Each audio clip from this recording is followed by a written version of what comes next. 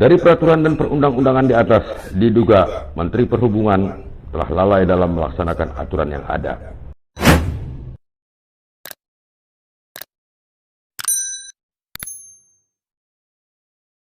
Kita bertemu kembali dalam channel PML 57. Salam sukses. Tujuan saya bukanlah mencari siapa yang salah dan benar, karena salah dan benar itu adalah urusan kepolisian dan kejaksaan.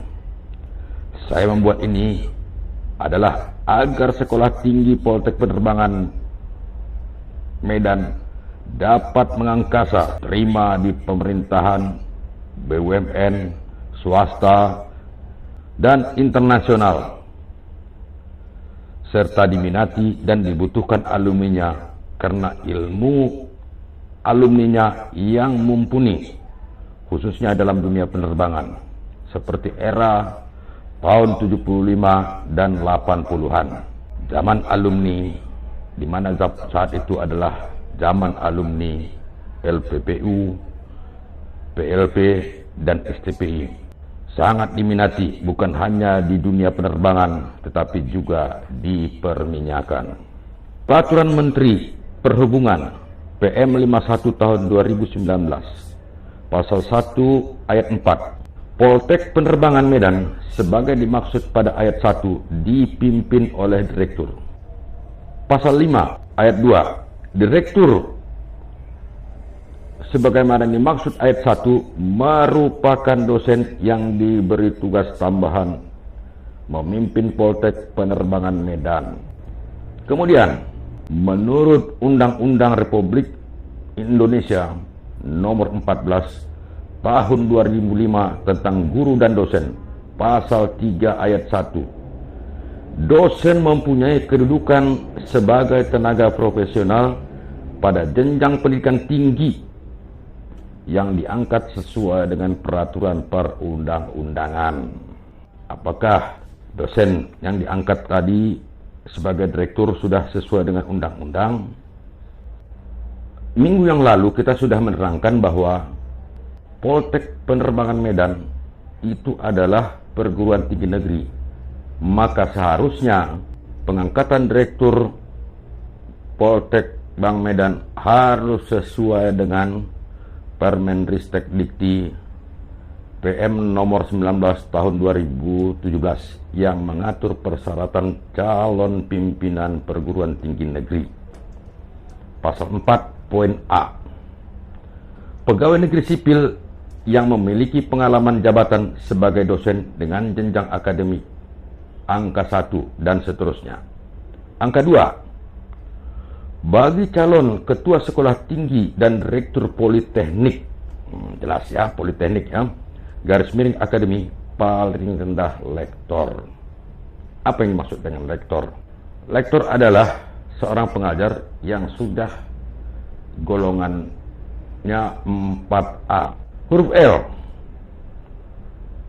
berpendidikan paling rendah S2 bagi calon direktur. Ya, paling rendah S2.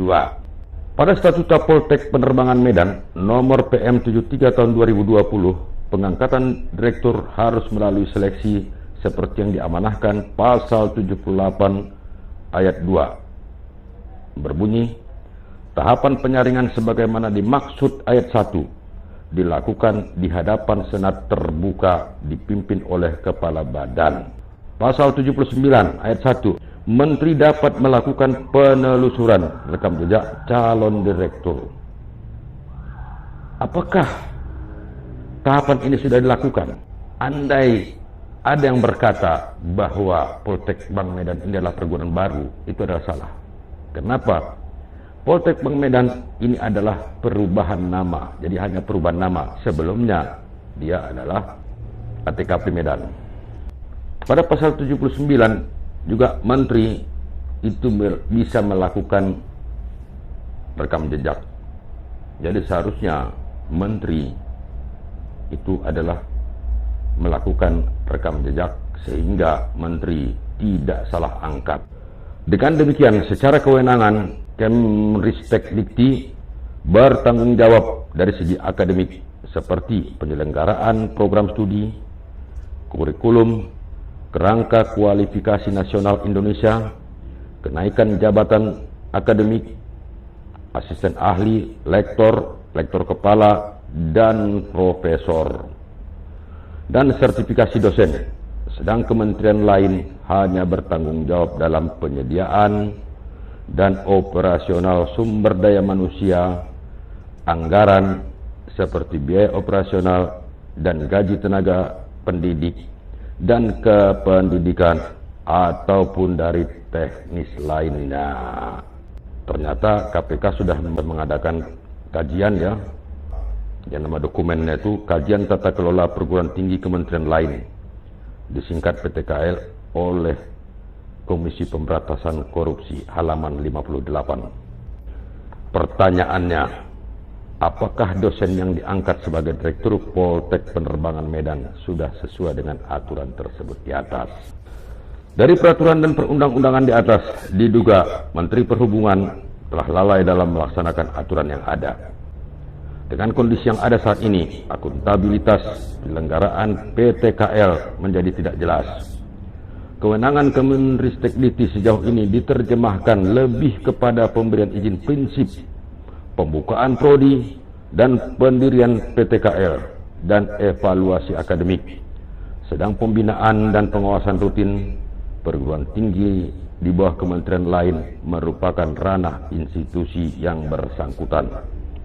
Untuk itu, masyarakat transportasi udara Indonesia mendorong Kemenristekdikti dan stakeholder terkait untuk melaksanakan penataan perguruan tinggi di bawah kementerian lain agar pendidikan vokasi terlaksana sesuai dengan yang diharapkan dan lulusannya dapat terserap dengan maksimal.